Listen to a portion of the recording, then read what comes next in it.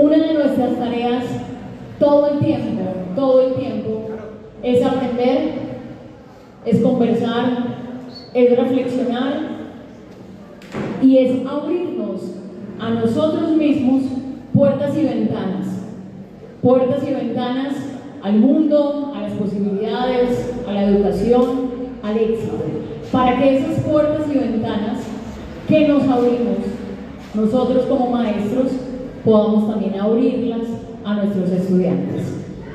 Hoy, en este espacio, conversaremos a partir de una pregunta: ¿hacia dónde va la educación? Y no es una pregunta que surja suelta en este momento, en este espacio, en este miércoles 5 de noviembre al mediodía, sino que es una pregunta que viene hilada a esa conversación que comenzamos en el encuentro de innovación que tuvimos hace unos días en la institución educativa. Para ese encuentro teníamos un invitado especial, el doctor Felipe Gil, quien fue secretario de Educación, que no nos pudo acompañar, pero queremos seguir abriendo puertas, queremos que el diálogo siempre sea permanente y por eso hoy el doctor Felipe nos acompaña.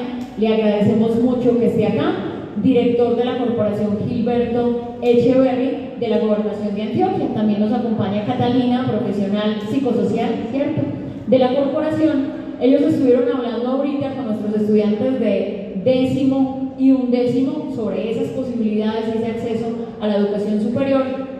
Y así como a nuestros chicos les permitimos estos espacios de conversación, así entonces también los abrimos para nosotros como maestros, siempre pensándonos en la educación, no en la que pasó, en la que estamos y en la que viene, para nosotros poder ir, como es casi nuestra responsabilidad, un par de pasitos adelante y mostrarle a nuestros chicos estas cosas que pasan en la educación desde lo local, desde lo regional, desde lo nacional y por supuesto desde la visión de un mundo gigante que tiene las puertas abiertas para nosotros. Le doy entonces la palabra a nuestro rector Elkin, quien dará también la apertura a esta conversación. Buenas tardes. Bueno, me da mucha alegría de que hayan venido.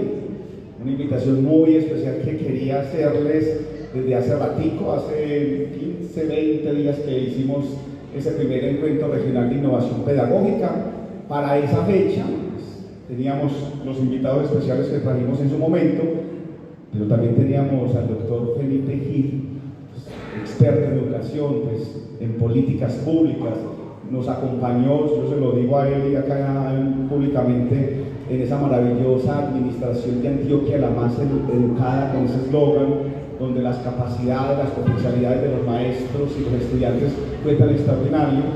Y teníamos también con él esa parte de conversatorio, no se presentó en su momento, y entonces hoy se dio ya una primera parte con los estudiantes, donde les permitimos mirar becas. Hoy el doctor Felipe, siendo el director de la Corporación Gilberto Echeverry, para explicarle a nuestros estudiantes, no solamente de Sinoción, sino que ahorita de pronto el doctor me aterriza también para multiplicar la información con mis maestros, sino que es una comunidad donde los padres de familia y muchas otras personas también se pueden presentar a estas becas.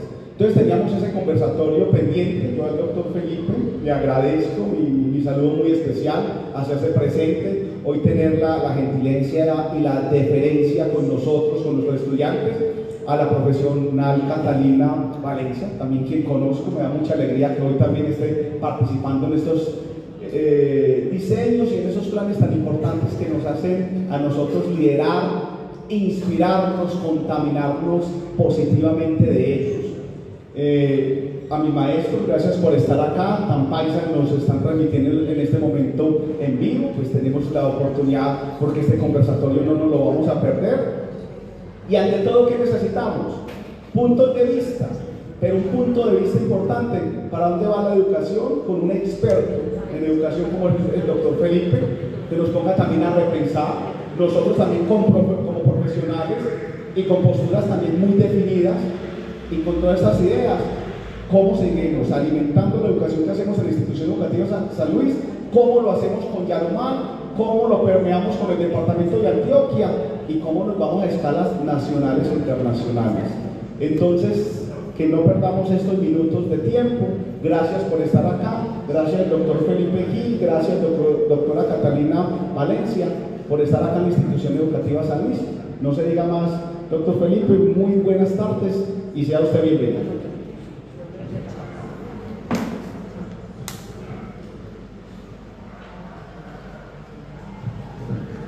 Bueno, muy buenas tardes. Me da mucho gusto saludarlos, saludarlas.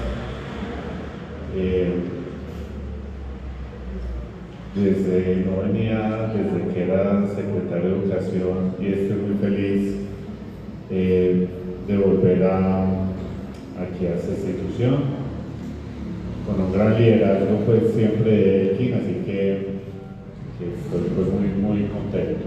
Hoy volví a la gobernación, estoy en la gobernación en este momento dirigiendo toda la estrategia de acceso a la educación superior para los jóvenes de toda Antioquia, trabajando pues con el gobernador Andrés Julián, quien nos pidió el desarrollo de esa estrategia para toda Antioquia, y lo hacemos desde donde están justamente los fondos para el acceso a la educación superior, que es desde la Corporación Gilberto Echeverri, que hace parte de la gobernación. Pero cuando estuve en la gobernación, en la anterior, en la Antioquia Más Educada, volví a la universidad porque yo soy profesor y eso lo voy a hacer toda la vida. Y estando profesor, me plantearon dos retos muy interesantes, especialmente con Confama. Y estuve con Confama muchos años y creamos, se puede decir, creamos dos instituciones educativas muy importantes que de pronto ustedes conocen. Una,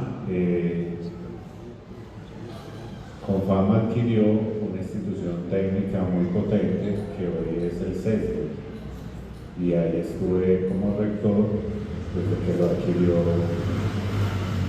Confama, y al mismo tiempo Confama creó un colegio extraordinario que son los colegios Cosmo, que los invito a que identifiquen un poco ese colegio, los colegios Cosmo. Entonces en esa época estudiamos mucho, pues toda la vida he estado dedicado a estudiar la educación, pero en estos últimos años pues estuvimos mirando sobre todo qué estaba en el mundo, qué se estaba hablando, qué se estaba debatiendo sobre educación, para que, pues imagínense, para crear un colegio completamente nuevo y para crear una institución de educación técnica que ya llevaba muchos años, pero que hicimos una gran transformación. Entonces un poco es como desde la teoría se vuelve realidad, y eso pues estuvimos haciendo los últimos años.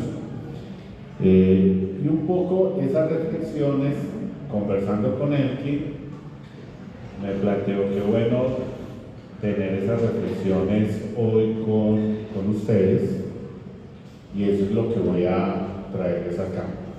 Un hiper resumen, porque hay muy poquito tiempo, un gran resumen de un recorrido, se puede decir, en primer lugar teórico, porque como maestros realmente siempre tenemos, cada una de nuestras actuaciones como maestros siempre tiene un referente teórico o un referente académico. A algunos les gustan los autores, otros no, otros les choca ese autor, no les gusta, pero un poco les voy a mostrar, voy a pasar un recorrido por los referentes teóricos que nos ayudó a construir nuevos escenarios educativos. Y ya pues aquí como buen escenario educativo, pues vamos conversando. porque hoy el nuevo modelo o los nuevos modelos educativos es que se construye el conocimiento a partir de la conversación. Yo no tengo todo el conocimiento lo tienen ustedes, entonces de pronto podemos construir algo completamente nuevo a partir de esta conversación.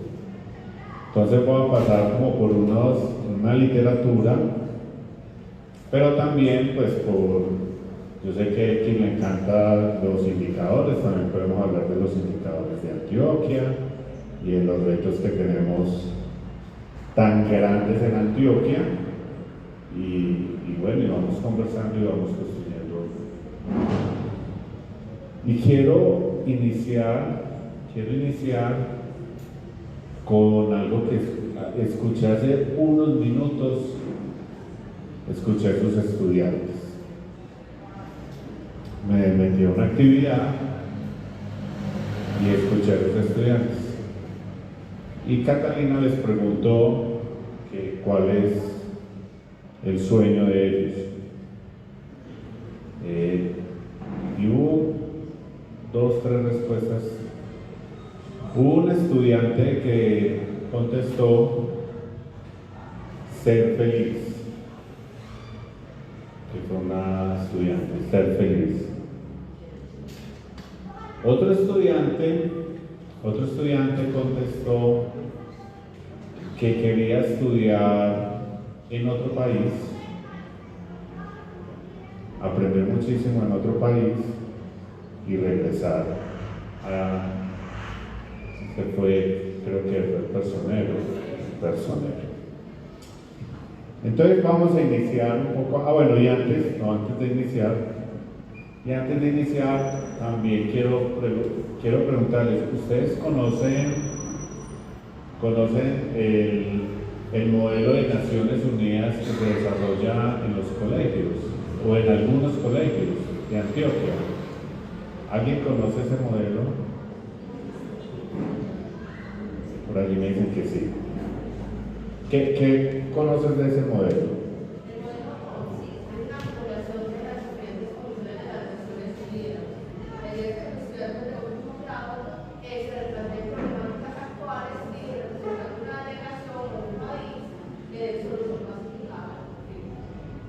Exactamente, los estudiantes, que parece muy interesante desarrollarlo acá, los estudiantes hacen una simulación completa de las Naciones Unidas. Eligen secretario general, comisión de Derecho Internacional, comisión de Migraciones, presiden, y los jóvenes asumen el papel de ser el representante de los países de todo el mundo. ¿Y por qué pongo ese ejemplo? La semana anterior, hace 15 días, entonces como ellos hacen una simulación de todo el modelo de Naciones Unidas, es decir, hacen una asamblea de las Naciones Unidas con discursos, asumen un rol y debaten sobre los problemas planetarios y plantean soluciones y hacen grandes debates políticos en una asamblea completamente, usted se siente entrando a la Asamblea de Naciones Unidas. Entonces ellos tienen discursos inaugurales, como los tienen las Naciones Unidas, que ustedes recuerdan. Y entonces salen los defensores de Palestina, los defensores de Israel, el conflicto de Ucrania. Es decir, los jóvenes con una visión del planeta, una visión planetaria. Entonces, ¿por qué planteo ese ejemplo? Entonces, el de los estudiantes hace un momentico, y es porque vamos a iniciar entonces la conversación con una ruta muy interesante. Quienes quieran ir participando lo podemos hacer. Entonces, el primer texto, y yo creo que es algo que tenemos que trabajar todos nosotros, es un autor extraordinario, que es Morán, y un libro que le recomiendo a Y enseñar a vivir nos está diciendo a nosotros como maestros vamos a crear ese espacio, ese ambiente para enseñar y crear esas capacidades para que, por supuesto, los jóvenes piensen, sientan, decidan, pero sobre todo esa visión planetaria de los jóvenes. Un poco lo que pasaba con ese modelo de Naciones Unidas, es decir, y con lo que dijo ese estudiante. Estos estudiantes ya no tienen fronteras, ya no hay límites, y por lo tanto enseñar a vivir es enseñar a convivir en el planeta completo. Y cuando uno enseña eso, y cuando uno introduce a los jóvenes ya en el universo completo, pues asume el rol de comenzar a transformar ya no solamente su problema local, sino los problemas universales. Entonces va a ser muy importante allí asumir una educación desde la complejidad, pero del universo completo, desde una mirada planetaria. Entonces, ese es el primer momento de enseñar a vivir. Pero también plantea Morán, qué bueno, y esto lo voy a plantear más adelante, qué bueno superar la fragmentación del conocimiento. Es decir, nosotros asumimos, y lo hacemos en colegios y lo hacemos en las universidades, que revisamos los problemas o los retos solo por áreas, el área de ciencias naturales, o esto es un tema social, o esto es un tema matemático. Aquí nos comienzan a plantear, asumamos los retos educativos sin fragmentar el conocimiento. Y varios autores ya lo plantean así. Entonces, por ejemplo, si uno va a plantear como proyecto en su institución educativa o en su colegio, así lo hacíamos en Cosmo, el cambio climático. ¿Será que el cambio climático es un reto planetario solo de las ciencias naturales? No es solo de las ciencias naturales. Si nosotros le planteamos a los estudiantes el cambio climático como proyecto, por ejemplo en el método de aprendizaje basados en proyectos, como proyecto del cambio climático, pues entraría las ciencias naturales, las sociales, la física, la química, y lo convertimos en una eliminación de la fragmentación del conocimiento. Entonces, bueno, ahí voy dando dos elementos, reflexiones muy contemporáneas de hacia dónde podemos llevar cada vez más la educación. Entonces, por ahora, una mirada planetaria. Segundo, no fragmentar el conocimiento. Entonces, Morán, y con eso termino de este libro, nos está planteando, busquemos la forma de conectar los saberes. Cuando uno asume el cambio climático, pues comienza a conectar distintos saberes. Y ese es pues también, allí vamos a ese método que estamos trabajando mucho en las universidades, que es por supuesto el aprendizaje basado en proyectos, que ya también se desarrolla desde la primera infancia. Ya lo vemos también en los jardines infantiles de Buen Comienzo y todo eso. Adelante. Entonces, cuando asumimos lo intercultural, lo planetario y como esa nueva forma de aprender a pensar o de aprender a pensar, este hombre saca un libro impresionante que les recomiendo también, que es La Introducción al Pensamiento Complejo, y es cómo traer el pensamiento complejo a las instituciones educativas. Entonces, de nuevo, aparece ahí lo complejo, lo voy derrotando con un diálogo entre disciplinas. Entonces, ¿cómo le vamos a enseñar a estos jóvenes a afrontar la complejidad a enfrentar lo inesperado, a esa apertura mental tan necesaria en este momento. Entonces hasta allí, lo planetario, lo complejo y eliminar el conocimiento, o no eliminarlo, sino eliminar la fragmentación por disciplina. Entonces un poco es pensar, seguramente ustedes ya lo están haciendo, o cómo lo podemos desarrollar cada vez más. En la Universidad de Stanford, en Estados Unidos, es la universidad que más líderes empresariales saca a nivel mundial.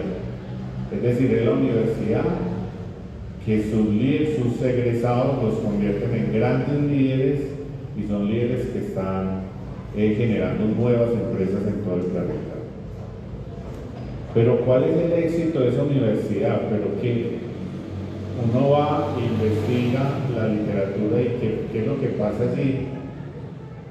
Y es una universidad que, estando los jóvenes en la universidad, tiene una facultad que se llama la D School, una facultad de diseño.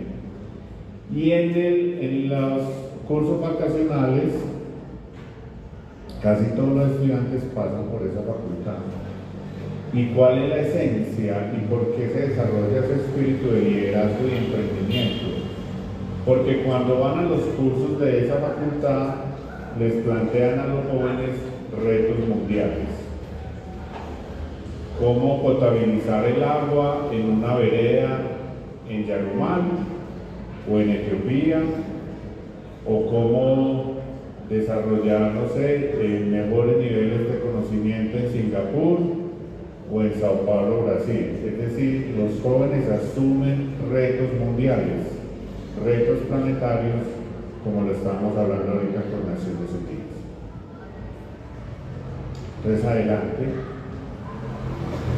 Entonces, un poco, la que sigue, leer otro texto en esa navegación de la literatura que nos llevó como a pensar esos nuevos modelos educativos. Entonces uno dice, pero ¿qué es lo que está pasando en el mundo actualmente que nos lleve como a pensar cómo formar unos jóvenes verdaderos líderes y emprendedores? Entonces ahí va un libro impresionante que les recomiendo, que es La Sociedad Sitiada de Bauman. ¿Y qué es lo que está diciendo allí en ese texto? Ahí les pongo un resumen, pero básicamente que los jóvenes ahora ya las relaciones humanas son mucho más frágiles, que todo es transitorio, ya no hay pertenencia, que no hay carreras estables, no hay empleos seguros. O sea, es una modernidad como líquida, como muy frágil. ¿Están de acuerdo con ello? Poco. ¿Hay qué? ¿Alguien quiere comentar algo hasta acá? Entonces, hay una fragilidad, hay una poca conexión con lo pertinente, con el territorio, hay una tremenda preocupación actual y ustedes ven que en las redes eso está pasando y es muy delicado, muy delicado. Entonces en este libro, ¿qué nos está planteando el hombre? Vamos a recuperar el sentido de lo público, la solidaridad y la comunidad. Yo ahorita vi en sus estudiantes muchos elementos de eso. Pensando en lo público, pensando en la comunidad, y eso se logra en instituciones que hagan este tipo de reflexiones, sobre todo donde el ser humano esté en el centro de su modelo pedagógico, más allá de lo disciplinar, más en el centro del ser humano. Entonces, adelante. Entonces hay otra autora que dice, entonces vamos a consolidar en nuestras instituciones educativas la creación de capacidades. Y este libro es precioso, que es el de Martha Nussbaum, Crear Capacidades, y en el primer capítulo es muy bonito porque habla de una mujer en unos territorios muy pobres. Martha Nussbaum es discípula de un Nobel de Economía maravilloso que también les recomiendo, que es Amartya Sen, que es economista Nobel de Economía, que le dio cada vez más humanismo a la economía, y ella es una discípula de Amartya Sen. ¿Y qué nos está diciendo Marta? Venga, en esa modernidad líquida, en esta modernidad tan difícil, en el mundo tan complejo, vamos a crear jóvenes o a trabajar con jóvenes, vamos a crearles las capacidades para cultivar la reflexión, el pensamiento crítico, para que puedan actuar, decidir, pero sobre todo con ética y con mucha dignidad. Entonces, hasta aquí, ¿qué ideas podemos ir recogiendo? No sé, rector, si hasta aquí vas a decir algo. No, diga.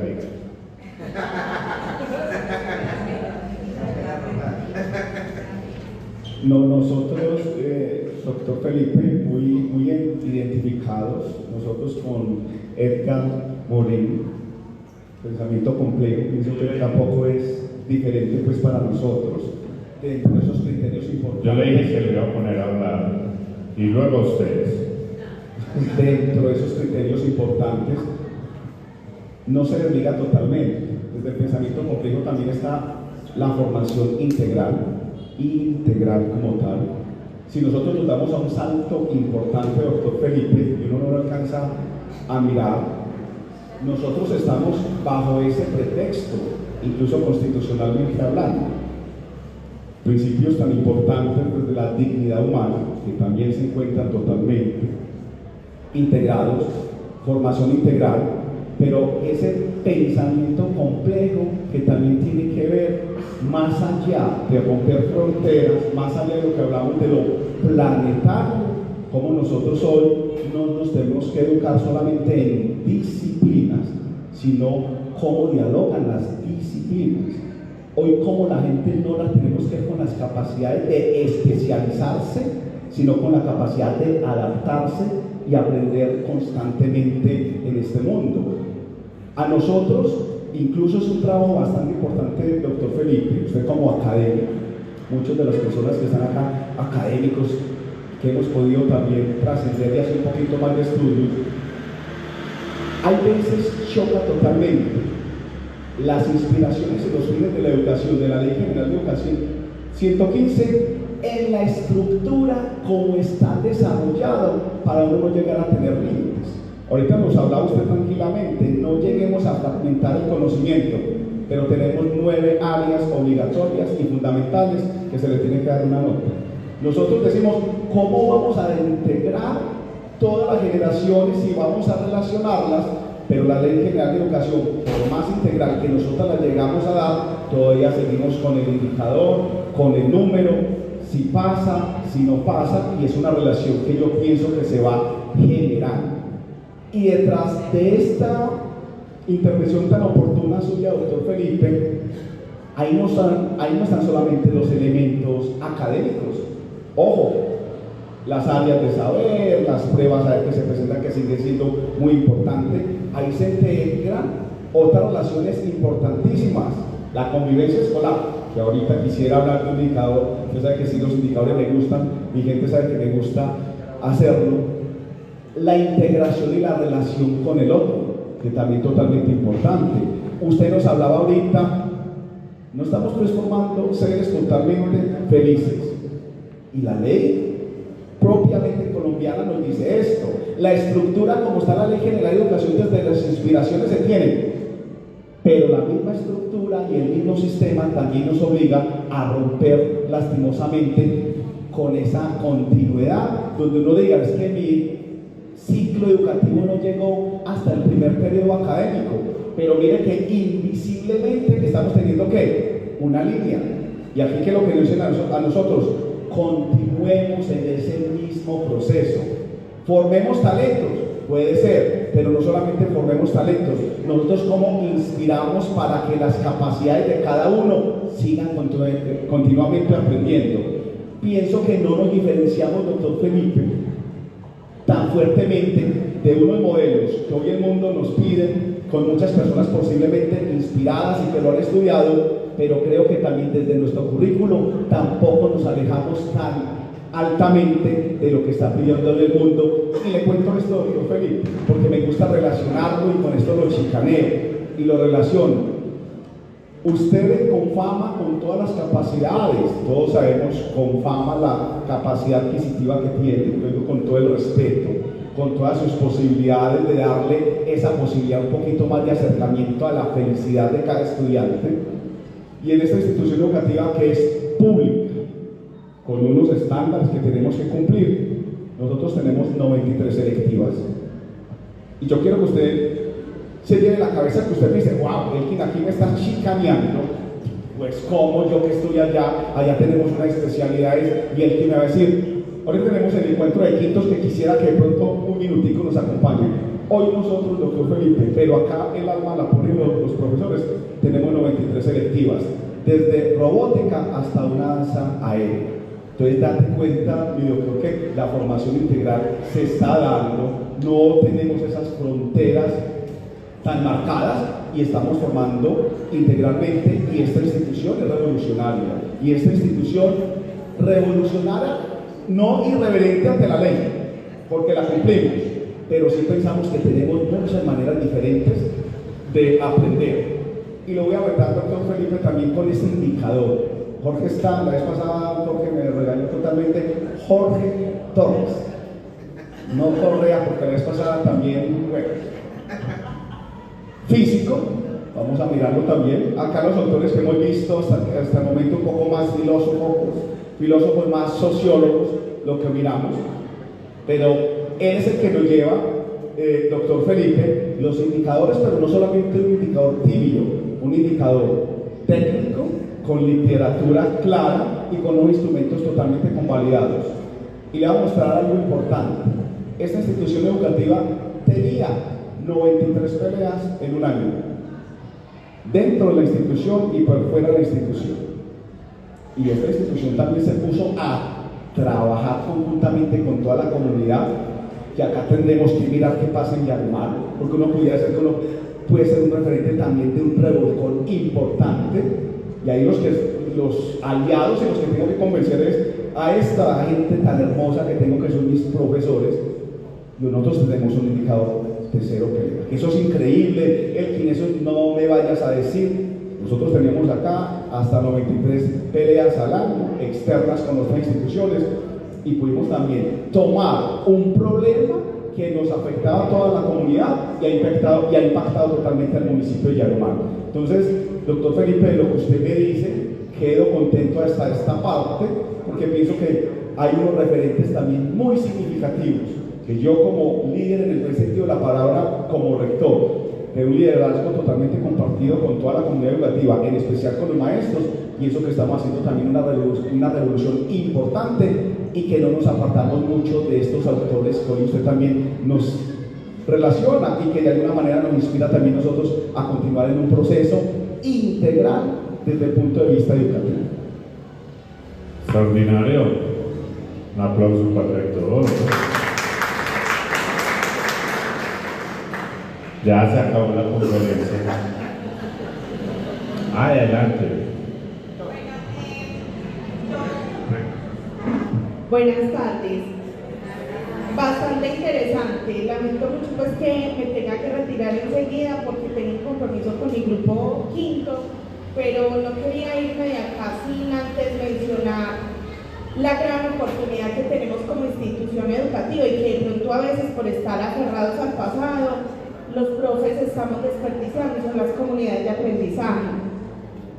Tenemos unas comunidades de aprendizaje que podrían ser mucho más fortalecidas, o sea, es el primer paso para la gestión educativa, para el liderazgo como profes, y podemos intervenir en todas las gestiones de la institución con propuestas innovadoras, interesantes. Nuestras comunidades de aprendizaje están conformadas por profes que tenemos visión tradicional, visión contemporánea de la educación, por profes muy tecnológicos y otros no tan tecnológicos, pero sí muy experimentales. Yo creo que es el primer paso para desfragmentar la educación, empezar a trabajar en unos proyectos bien interesantes, que partan de los intereses de los estudiantes.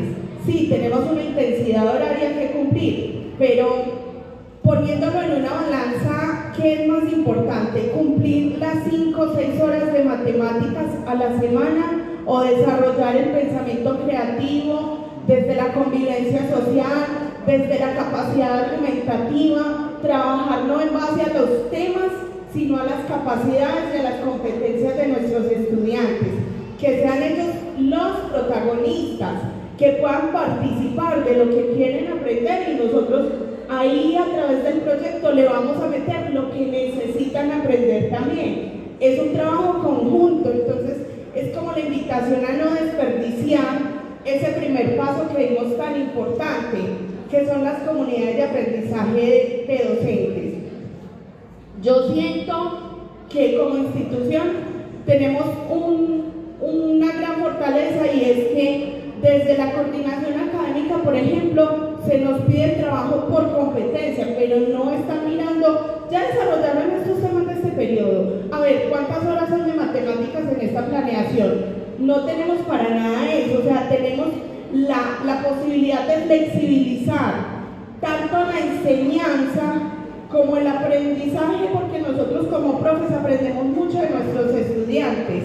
Entonces no lo desperdiciemos, empecemos a pensar de manera diferente. No es el orden de los sustantivos, los adjetivos y el verbo, sino qué va a hacer mi estudiante con esto, cómo va a argumentar este conocimiento que me está diciendo que tiene, y al mismo tiempo empezar a aprovechar la tecnología, no seguirla viendo como nuestra enemiga. Tenemos que prepararnos nosotros como docentes. ¿Qué puedo hacer con ChatGPT en mi clase? ¿Cómo el estudiante argumenta eso que buscó en ChatGPT? Bueno, ya lo hizo, lo leyó. ¿Cómo te sirvió? ¿Qué me vas a explicar de ahí? ¿Cómo se lo vas a socializar a tus compañeros? ¿Cómo se lo vas a enseñar? Bueno, redes sociales, sos experto en hacer TikTok. ¿Cómo lo podemos involucrar en la clase? ¿Qué tantos tips, por ejemplo, sobre el cambio climático podríamos generar a través de la red social? Entonces, la invitación es a activar esas comunidades de aprendizaje y empezar a soltar un poquito matemáticas, ciencias sociales, inglés, y empezar a plantear unos proyectos y unas líneas de investigación que despierten de nuevo el interés en nosotros como docentes y en nuestros estudiantes. Ojalá nunca perdamos la capacidad de sorprendernos ante lo que ellos pueden hacer y nosotros también, y olvidarnos de la frasecita que decimos mucho: ¿para qué se los pongo si no son capaces? Ya se los pusimos y miramos qué hicieron con eso. Gracias. Aplausos ahí.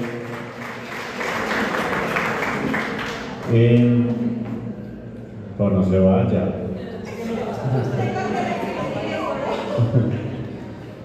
Bueno, tremendas las dos intervenciones. Voy a pasar esto rápido. Ahí hay unos textos que ustedes pues pueden ir leyendo mientras yo converso, para hacerlo un poco más rápido, porque sé que nos queda muy poquito tiempo. Pero yo solamente aquí unas ideas muy interesantes al final.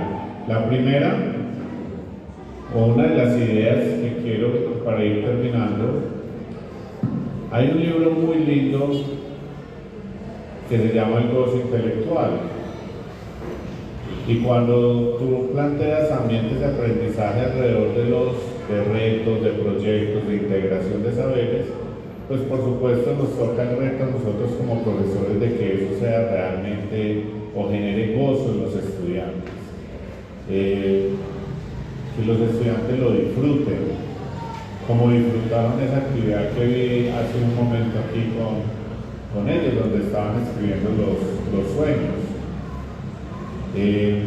El gozo intelectual es muy importante. Este es un autor que lo encuentran en Barcelona, Y qué bueno que cada vez pensemos enseñar a vivir, retos, proyectos, ideas planetarias, asumir el mundo como lo local, pero también que lo asuman y crear esos espacios donde los estudiantes lo disfruten, sean felices, puedan investigar con alegría, que realmente haya ese gozo de aprender. Entonces también un gran reto para nosotros hacerlo en este espacio educativo. Adelante. Entonces, ¿qué hacer? ¿Qué les planteo yo ahí? Un poco de resumen de lo que se está leyendo y lo que se está... Este es un autor que encontré en una maestría, en la maestría de innovación educativa. Es de los autores que más está leyendo en ese tema.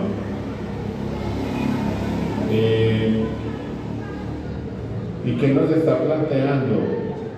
Lo que estaba diciendo la profe ahora, tratemos de eliminar esa ruta tradicional de la educación en lo lineal, en las disciplinas rígidas, y vamos hacia enfoques antidisciplinarios, más colaborativos y más creativos.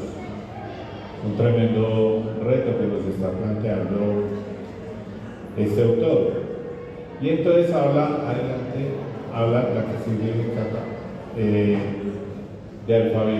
Habla de la alfabetización expansiva o el alfabetismo expansivo. No solamente le vamos a permitir al joven leer críticamente el mundo, también comunicar ideas complejas, navegar en entornos digitales y colaborativos. Ahora en el mundo de la inteligencia artificial, sin duda, yo creo que estamos en la que sigue. No, entonces en la anterior. Yo tengo un joven adolescente, tengo un hijo adolescente, está en 10º y lo acompaño a estudiar mucho matemáticas. Y la semana pasada estaba súper corchado. No me daba un ejercicio, una identidad trigonométrica muy compleja, muy compleja. Y entré entonces a ChatGPT y le dije, ayúdame a hacer esto, pues. Le dije a ChatGPT y le dije a la de Google, a Jenny. Me dio 2 respuestas distintas. Entonces todo el mundo dice, no, que la inteligencia artificial, que todo muy bien, todo. Entonces, ¿cuál es qué tenemos nosotros que hacer ahí?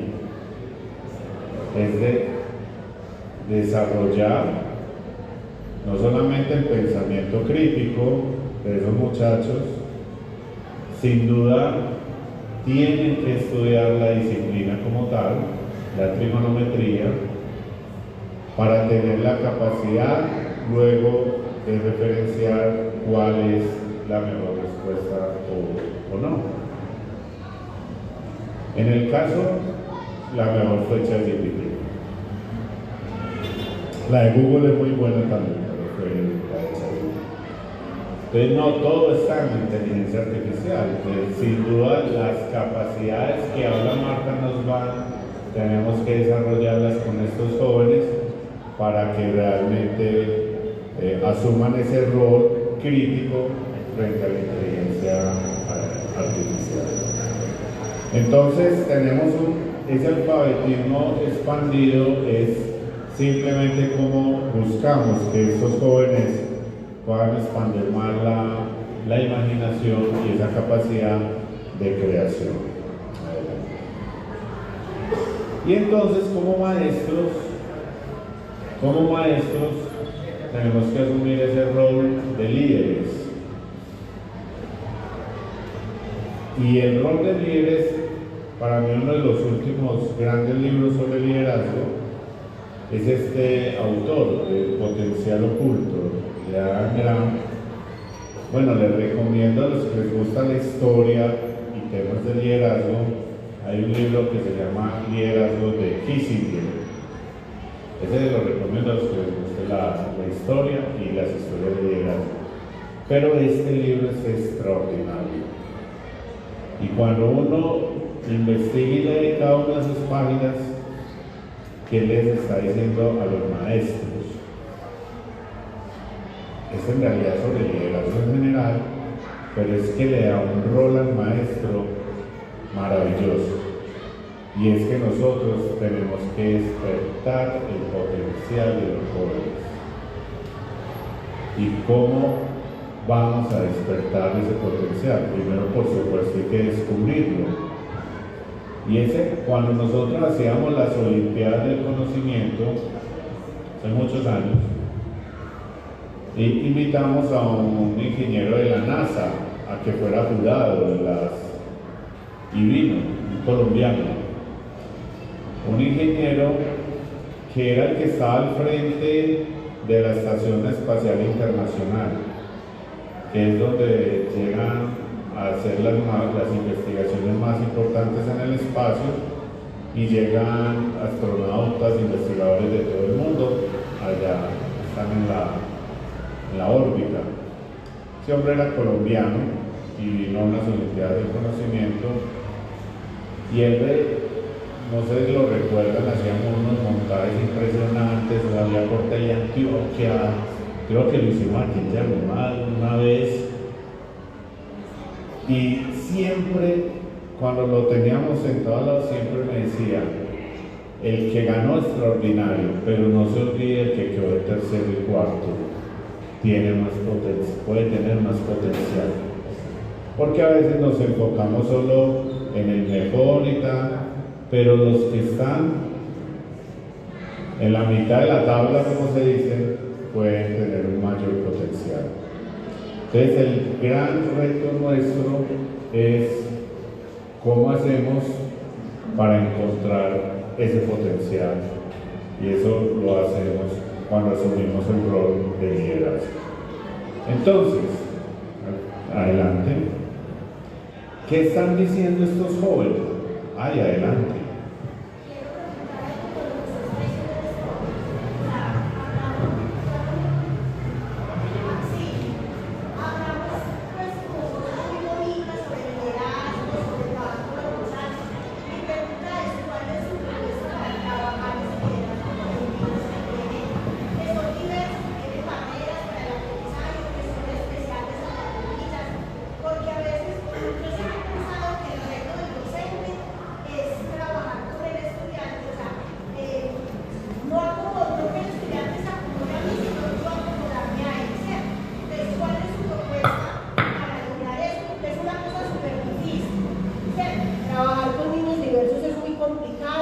A veces creo que falta capacitación, a veces son aislados por esa falta de capacitación, porque siempre, por ejemplo, ahora hay mucha capacitación sobre tecnología, pero ¿dónde está esa capacitación humana para trabajar con estos diversos? ¿Cuál es su propuesta?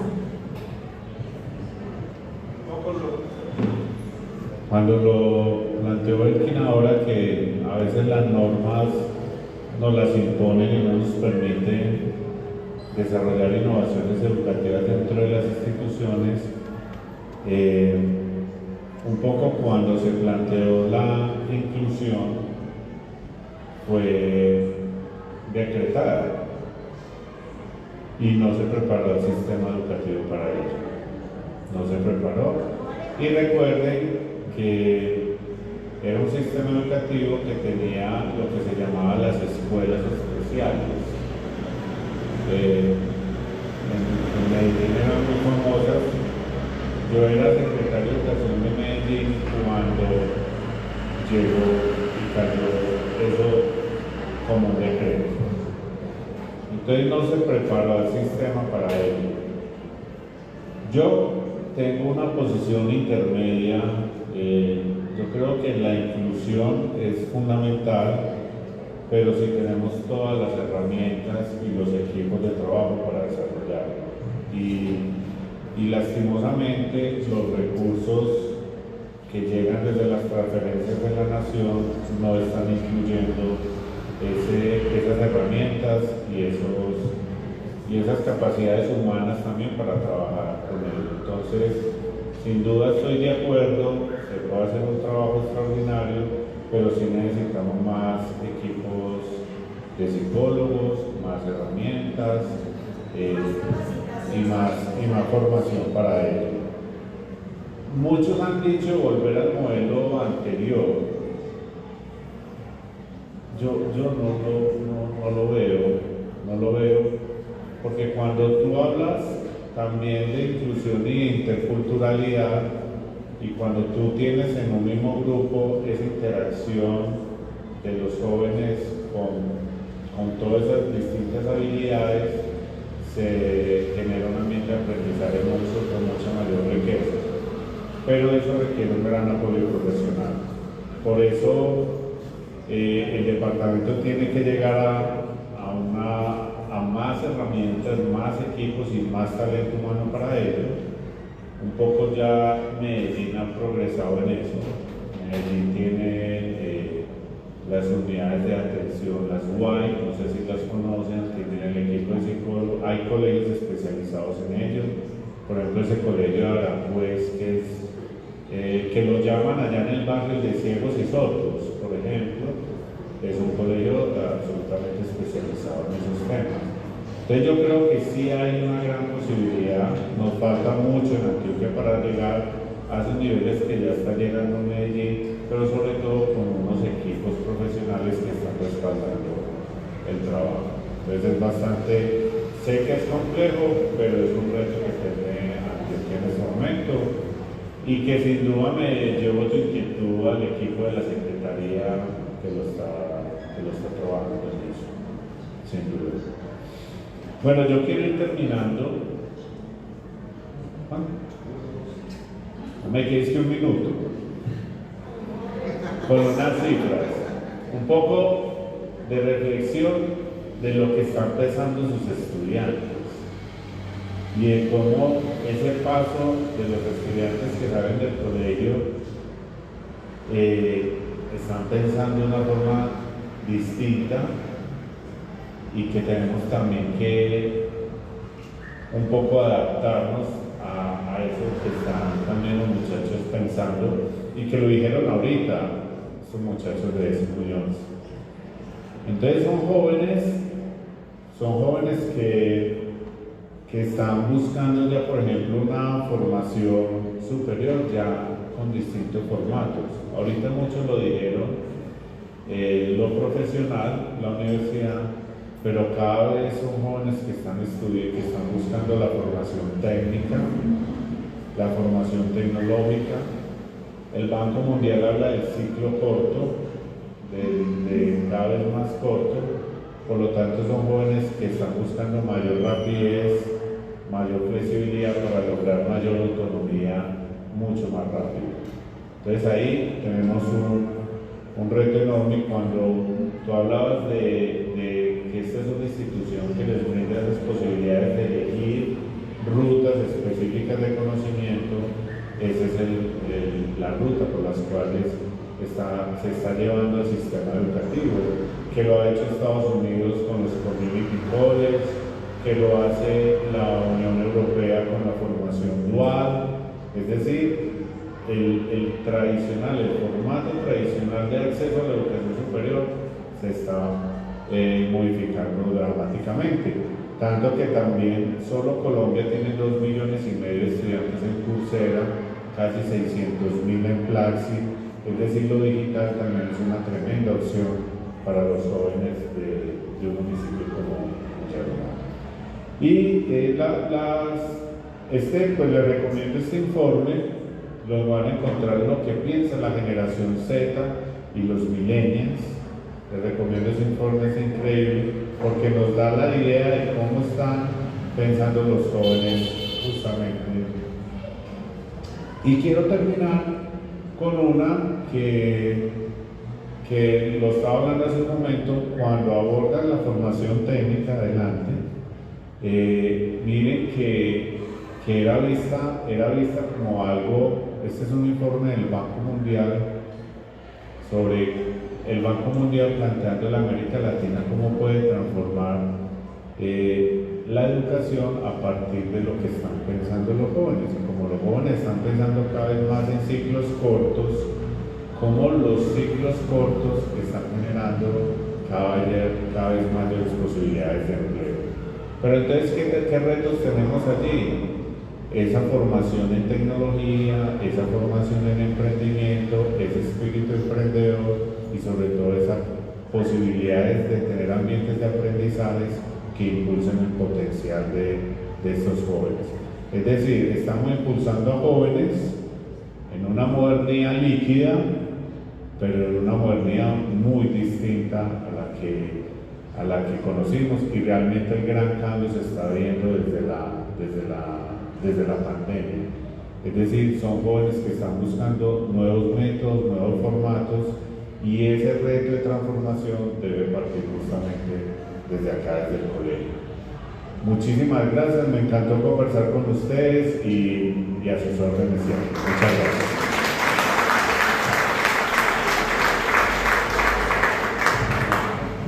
Bueno, tenemos compromisos.